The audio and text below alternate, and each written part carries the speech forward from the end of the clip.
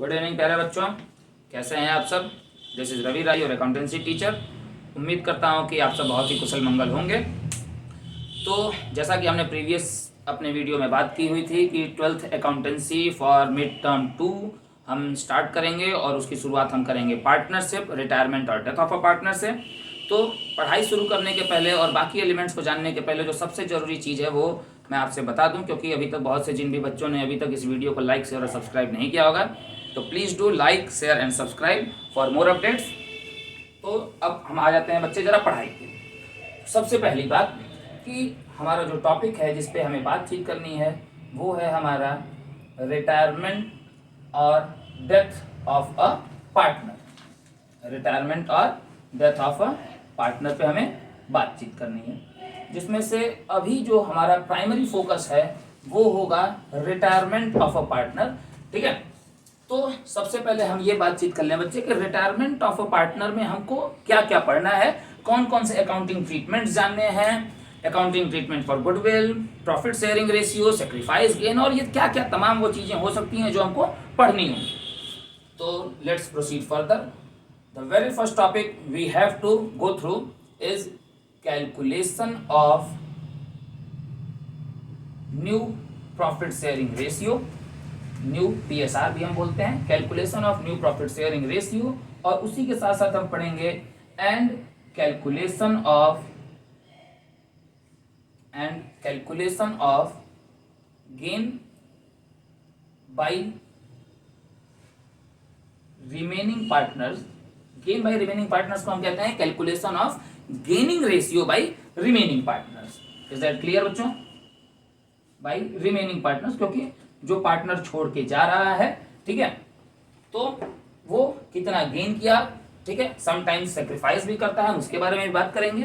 The next accounting treatment we have to go through is calculation नहीं पढ़ना है, calculation हम प्रीवियस टर्म 1 में पढ़ चुके हैं। तो जो नेक्स्ट ट्रीटमेंट है वो है हमारा अकाउंटिंग ट्रीटमेंट ऑफ गुडविल। देखो इसमें कंफ्यूजन का स्टेट होता है कि सर क्या हमें गुडविल दोबारा निकालना भी पढ़ना पड़ेगा? तो गुडविल दोबारा निकालना आप एक बार आप ऑलरेडी पढ़ चुके हो, जिसमें आपको ये बताया गया था कि how you are going to calculate the goodwill by average profit method, by super profit method, by weightage average profit method, by capitalisation method. तो ये आप इसके प्रीवियस चैप्टर्स में पढ़ चुके हैं। ठीक है, तो आपको सिर्फ पढ़ना है क्या बच्चे? Accounting treatment of goodwill when a partner retire from the firm. The next and very important is accounting treatment of the next and very important is accounting treatment of revaluation and reassessment of assets and liabilities, revaluation and reassessment of assets and liabilities। तो हम जब पढ़ते समय हम उसको सिर्फ revaluation लिख देते हैं, reassessment हम नई वर्ड यूज करते हैं। ठीक है, तो revaluation of assets and liabilities हम इसको बोल देते हैं, मगर वो एक्चुअल जो होता है वो होता है revaluation and reassessment of assets and liabilities. Let make me clear कि बच्चे एसेट्स का रिवैल्यूएशन होता है और लायबिलिटीज के लिए वर्ड रिवैल्यूएशन कभी नहीं यूज होता है, लायबिलिटीज के लिए वर्ड यूज होता है रीअसेसमेंट। ठीक है, मगर अकाउंटिंग में कॉमन इन जनरल हम एक कॉमन अकाउंट बनाते हैं रिवैल्यूएशन, तो हम revaluation of assets and revaluation of liabilities हम दोनों बोल देते हैं। But the actual fact is कि एसेट्स हमेशा रीवैल्यूड की जाती हैं और लायबिलिटीज हमेशा रीअसेस की जाती हैं। ठीक है, the next is we have to go through accounting treatment of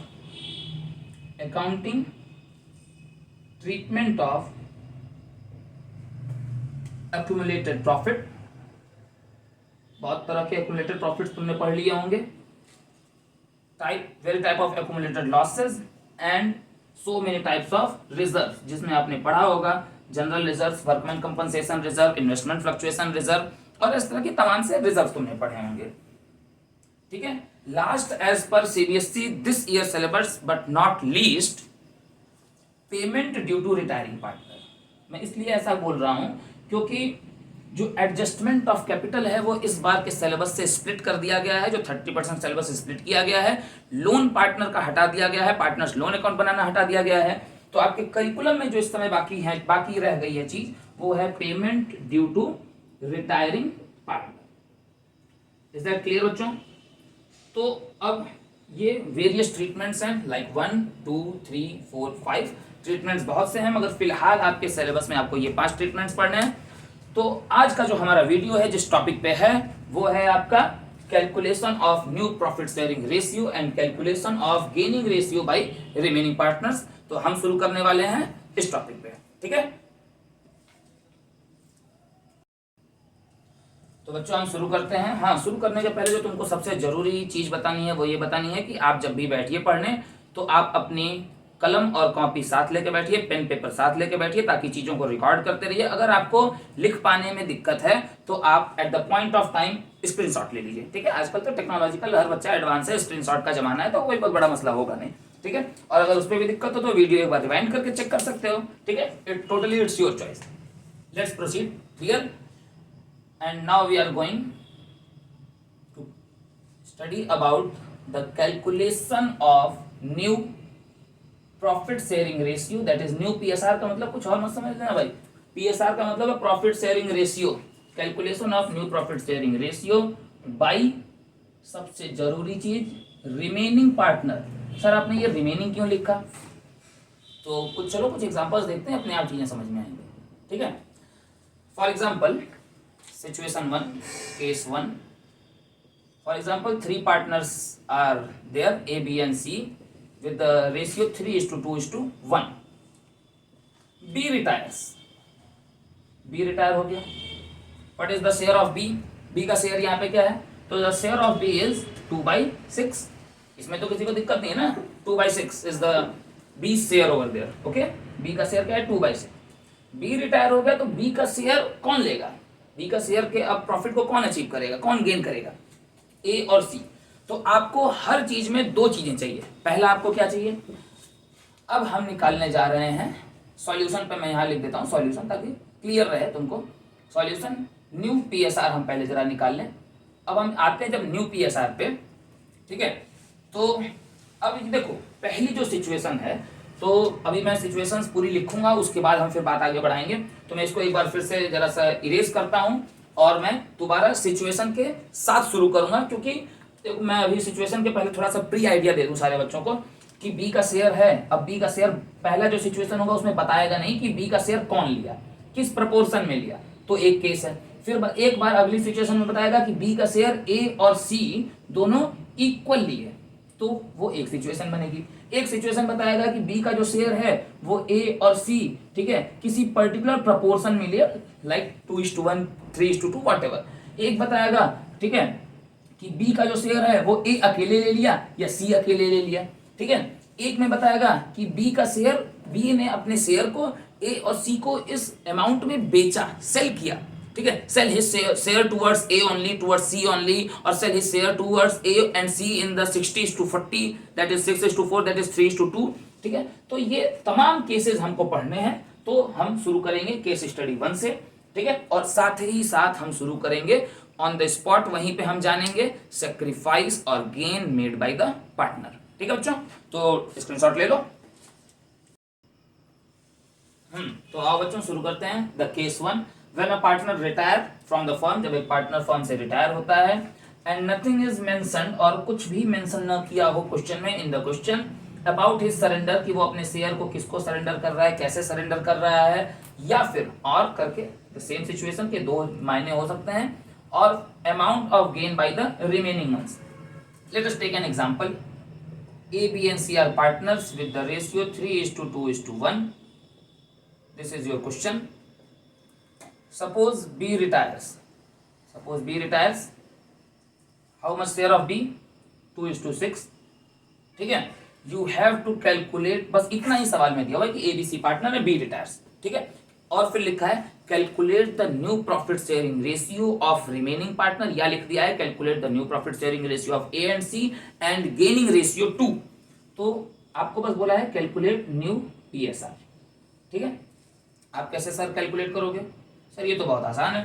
तो मैंने कहा अच्छा आसान है तो आओ, ठीक है, कुछ करना ही नहीं है सर। बी रिटायर हो गया, A B C, 3, 2, 1, B retire हो गया। सर आपने कहा कि सर बी रिटायर हो गया तो बी का शेयर हटा दो यहाँ से। मैंने कहा अच्छी बात है भाई, तुमने कहा, मैंने हटा दिया। तो मैंने पूछा कि what will be the new ratio, तो आपने कहा सर A/C का न्यू रेशियो आपको क्या दिख रहा है? मैंने कहा मुझे तो बच्चे 3:1 दिख रहा है। तो तुमने कहा कि sir the new ratio of A and C is 3:1। मैंने कहा अच्छा, वेरी गुड, ये राइट आंसर है।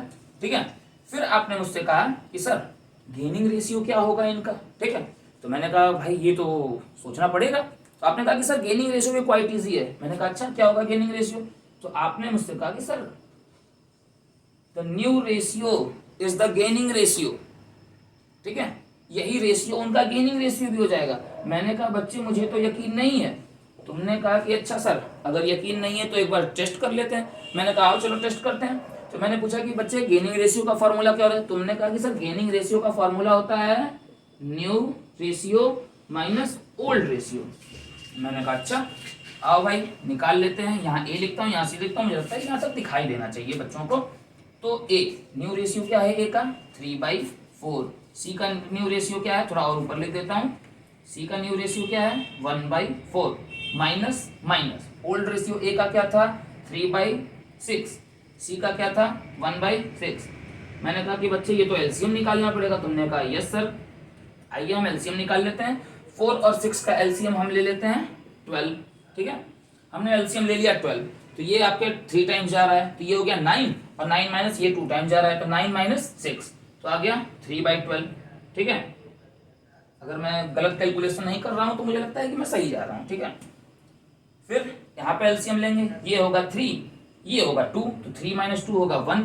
ठीक है, तो गेनिंग रेशियो क्या आ गया? 3/12, 1/12, यानी कि गेनिंग रेशियो भी 3:1 आ गया। ठीक है, तो बहुत अच्छी बात भाई, जो न्यू PSR होगा इस सिचुएशन में वही क्या होगा? गेनिंग रेशियो भी होगा। Is that clear? ठीक, आपने कहा कि सर अभी इतने से हमारा मन नहीं भरा है। मैंने कहा अच्छा और बताओ भाई, और क्या किया जाए तुम्हारे लिए? ठीक है, पढ़ाने के अलावा मैं और क्या कर सकता हूँ?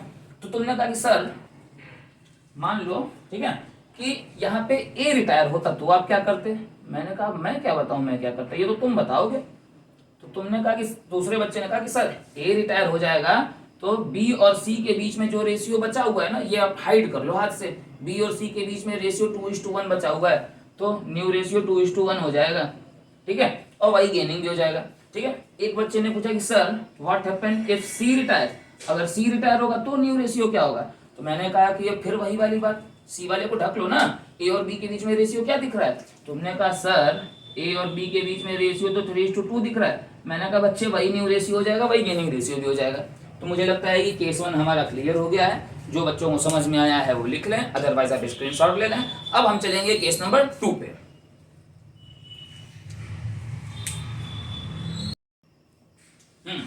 तो अब आ जाते हैं बच्चों केस नंबर 2 पे। केस नंबर 2 क्या कह रहा है, बड़े ध्यान से देखना, बहुत कंसंट्रेट होके। व्हेन अ पार्टनर रिटायर्स, जब एक पार्टनर रिटायर होता है, एंड हिज हर शेयर, ठीक है, depend on the question, and his her share is taken by, taken की बात आ गई है, is taken by old partners in equal proportion or equal ratio. Let us take an example, the same example. A, B and C are partners with the ratio 3:2:1. ये हमारा question बन रहा है। ठीक है, आप जिसको चाहिए उसको रिटायर करवा लीजिए। ठीक है, अगर आपकी इच्छा है तो आप सी को आज इस बार रिटायर करवाइए। चलो भाई, तुम लोग कह रहे हो तो सी को रिटायर करते हैं। सी रिटायर्स। अब सवाल पिछला जो केस था वो यहीं पे खत्म था, कैलकुलेट न्यू PSR बस बोल दिया था। यहाँ पे केस बढ़ रहा है, सवाल आगे बढ़ाता है। C retires and his share were taken by A and C in equal proportion. A और सी किसमें ले रहे हैं उसके शेयर को? इक्वल प्रपोर्शन में। आपको क्या क्या निकालना है सवाल में? The very first thing you have to calculate new profit sharing ratio, and the second is, मैं इतने में काम चलाता हूं, गेनिंग रेशियो। हालांकि ये सब ट्रिक पे चलते हैं चीजें, मगर फिर भी मैं आपको सॉल्व करके दिखाऊंगा। Come to the solution. सबसे पहले तो आप देख लीजिए कि सी का शेयर कितना है। C share 1/6। ठीक है, फिर आप लिखेंगे C share taken by A and B, taken by A. C retire हो रहा है तो यहाँ पे सी नहीं लिखा जाएगा ना, यहाँ पे ए एंड बी लिखा जाएगा, सॉरी। ठीक है, taken by A and B. ठीक है, तो अब ए और बी इक्वल ले रहे हैं, यानी कि 1/6 का इक्वल 1/2 कर लो। 1/12 ले रहा है ए, 1/12 ले रहा है बी। अब हम निकालेंगे बच्चे यहाँ पे new profit sharing ratio A का और बी का। बहुत अच्छे। तो सर न्यू पीएसआर कैसे निकलेगा? मैंने कहा कि बच्चे ये तो मुझे नहीं मालूम। तो तुमने कहा कि सर हम बताएंगे। मैंने कहा ठीक है भाई बताओ। तो ए का ओल्ड रेशियो क्या है? 3/6। बी का ओल्ड रेशियो क्या है? 2/6। ए कितना पा गया? 1/12 ईच पाए हैं ना, ए और बी दोनों पाए हैं। ए कितना पा गया? 1/12। बी कितना पा गया? 1/12। सर एलसीएम निकालिए। मैंने कहा बिल्कुल सर, मैं आप कह रहे हैं तो मुझे तो निकालना ही पड़ेगा। ये मैंने एलसीएम निकाला। तो ये कितना हो गया? 6 और ये +1 7। ये कितना हो गया? 4 + 1 5। तो what will be their new ratio? इनका न्यू पीएसआर क्या हो गया ए और बी का? यहाँ मैं लिख रहा हूँ, बहुत ध्यान से देखते रहना, ठीक है चीजों को। ए और बी का न्यू रेशियो हमारा क्या बनता है इस हिसाब से भैया? 7:5।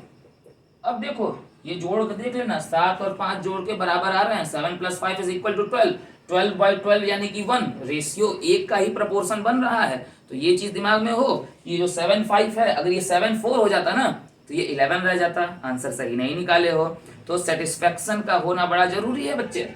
7 5 12 और अल्टीमेट जो आपका आ रहा है वो 12/12 ही तो होगा। 7/5 सॉरी 7/12 + 5/12 जोड़ के 12/12 होगा। यानी एक में से 7 हिस्सा ए ले लेगा, एक में से, ठीक है, 5वां हिस्सा कौन ले लेगा? बी ले लेगा। ठीक है चलिए सर। अब आपने पूछा कि सर गेनिंग रेशियो भी बता दो। मैंने कहा बच्चे मैं अभी बता दे रहा हूँ, ठीक है, सॉल्व करके देखना तुम्हारा काम है। मैंने बता दिया कि भैया ए और बी के बीच का गेनिंग रेशियो क्या है? 1:1। तब तक एक बच्चा खड़ा हुआ कह रहा सर हम नहीं मानते। मैंने कहा ऐसा क्यों भाई? कह सर निकाल के दिखाइए। मैंने कहा अच्छा फॉर्मूला याद है? तुमने कहा हाँ सर। मैंने कहा फॉर्मूला बताओ। तुमने कहा सर फॉर्मूला तो है न्यू माइनस ओल्ड। मैंने कहा भाई देख लेते हैं, बच्चे हैं जिद करेंगे नहीं मानेंगे तो करना ही पड़ेगा। न्यू रेशियो क्या है आपका? 7/12 5/12। ओल्ड रेशियो क्या है आपका ए और बी का? 3/6 2/6। 3/6 2/6 इज इक्वल टू एलसीएम आएगा 12, आएगा 12। 7 - 6 आएगा 1 और 5 - ये हो जाएगा 4, आएगा 1। 1:1 आया। तुमने कहा अरे हाँ सर वाह क्या ट्रिक है। मैंने कहा कोई ट्रिक नहीं है यार। तो तुमने कहा सर तो कैसे इतना आप तेज आदमी है? मैंने कहा भाई लिखा तो हुआ इक्वल प्रपोर्शन, जब वो इक्वली लेंगे तो वो गेन भी तो इक्वल की है। इससे बढ़िया लॉजिक क्या चाहिए भाई? लिखा हुआ है, साफ साफ बता दिया है, मेहनत ही नहीं करनी इतना। लिख दिया इक्वल प्रपोर्शन, इक्वल प्रपोर्शन इनका गेनिंग होगा। कोई रिस्क नहीं लेना है, कोई मेहनत नहीं करनी है, कोई दिमाग नहीं लगाना है, ठीक है। तो ये आपका केस 2 खत्म होता है। आप नोट कर लो, स्क्रीनशॉट ले लो, जो भी आपको जिस भी चीज में आप फेवरेबल लगी वो काम आप कर लीजिए, ठीक है। फिर हम चलेंगे केस 3 पे। इज दैट क्लियर बच्चों? जल्दी इसको करो जल्दी। हाँ बच्चे चलो शुरू करते हैं हम लोग केस नंबर 3। अब केस नंबर 3 क्या है?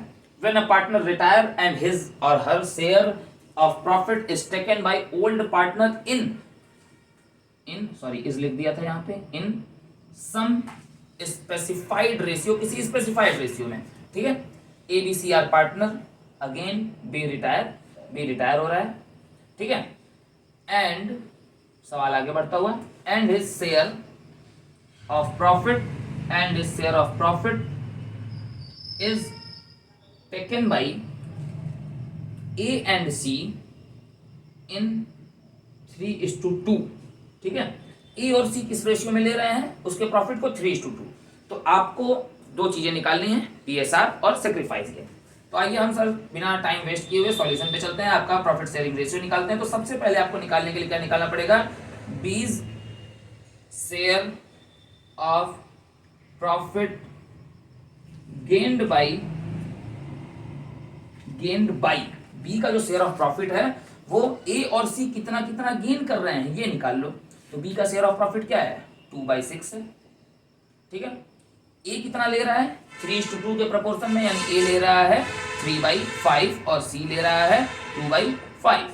तो मल्टीप्लाई हम करेंगे तो ये हो जाएगा आपका 6/30 और ये हो जाएगा आपका 4/30, ठीक है। अब हम यहाँ पे निकाल लेते हैं न्यू प्रॉफिट शेयरिंग रेशियो, ठीक है। और यहाँ पे मैं आपका फाइनल आंसर लिखूंगा ए एंड सी। ए का ओल्ड रेशियो क्या था भैया? 3/6 था सर। मैंने कहा सी का क्या था भैया? 1/6 था सर। मैंने कहा ए कितना पाया, आपने कहा सर ए पाया 6/30, 6/30। मैंने पूछा सी कितना पाया, आपने कहा सर सी पाया 4/30। मैंने कहा अच्छा चलो भाई लो एलसीएम निकालो, एलसीएम आएगा सर 30। मैंने कहा बहुत अच्छी बात, ठीक है। तो ये हो गया 15 + 6, 15 + 6 कितना होता है भैया 21। ये कितना हो रहा है भैया 5 + 4, ये हो रहा है 9। ए और सी के बीच का नया रेशियो आएगा 21:9, ठीक है। ये हो गया आपका क्या न्यू पीएसआर, ठीक है। अब फिर आप पूछोगे सर न्यू पीएसआर तो बता दिए, बोर्ड भी आपने भर लिया, जगह तो बची नहीं, ठीक है। तो अब सर गेन क्या होगा, मैंने कहा भाई अभी पहले तो देखे थे अगर इक्वल ले रहे थे इक्वल रेशियो गेन था, अब स्पेसिफाइड में ले रहे हैं तो जिस स्पेसिफाइड में ले रहे हैं वही स्पेसिफाइड इनका गेन है, दैट इज 3:2 क्या है इनका गेन है। चेक करके देख लेना, अगर गलत होगा नहीं आएगा 3:2 कमेंट सेक्शन में कमेंट करके बताना, ठीक है। तो आज का हमारा जो पढ़ाई है वो ऑलमोस्ट खत्म है न्यू पीएसआर की। एक छोटा सा मेथड और है, ठीक है, और मुझे लगता है कि बता देना चाहिए, ठीक है। कल हम गुडविल पढ़ेंगे, नेक्स्ट किसी भी वीडियो में हम गुडविल पढ़ेंगे, तो मुझे लगता है कि बता देना चाहिए। हाँ तो भाई ये लिख लो, ये विजिबल है ना सबको, 3:2 गेन है, न्यू पीएसआर है 21:9, ठीक है। आप इसको और छोटा कर लीजिए सर, इतनी भी क्या जल्दी है घर जाने की, तो 21:9 को और आप छोटा करिए, ठीक है। तो ये कितना हो जाएगा 7:3, देख लेना भाई गलत तो नहीं है ना, गलत ना आया आंसर, ठीक है। 7:3 आना चाहिए, चेक कर लेना।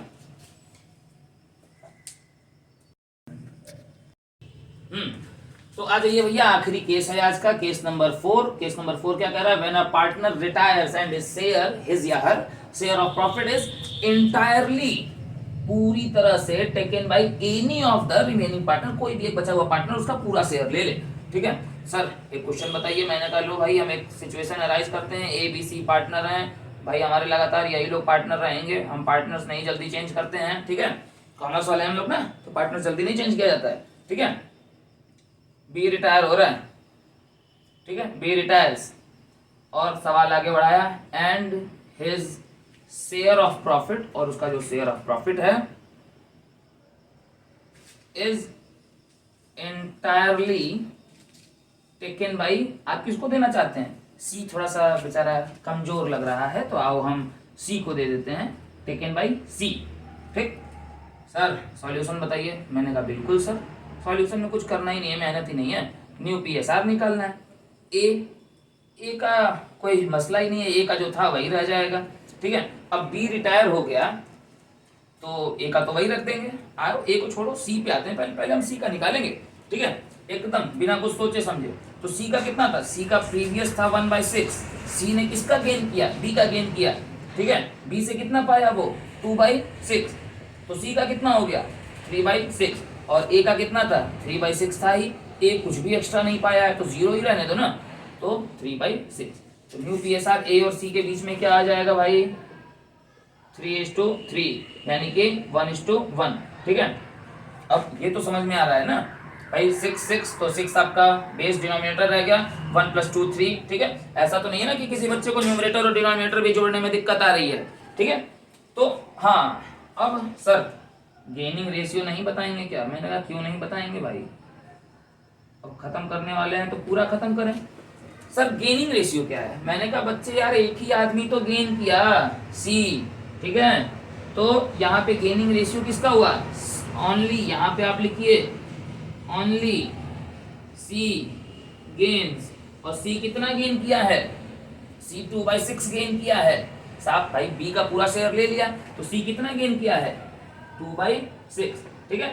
That is the entire calculation of new, मतलब ये पूरा आपका टॉपिक था जिसमें आपका न्यू प्रॉफिट शेयरिंग रेशियो और गेनिंग रेशियो हमने कैलकुलेट करना सीख लिया है।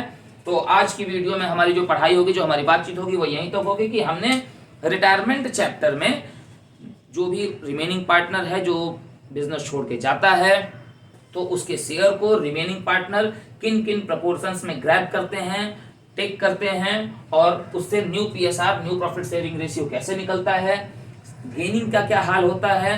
तो ये सारी चीजें हमने कर ली हैं। अगला वीडियो में हम जब भी मिलेंगे तो अगले वीडियो में हम इस चीज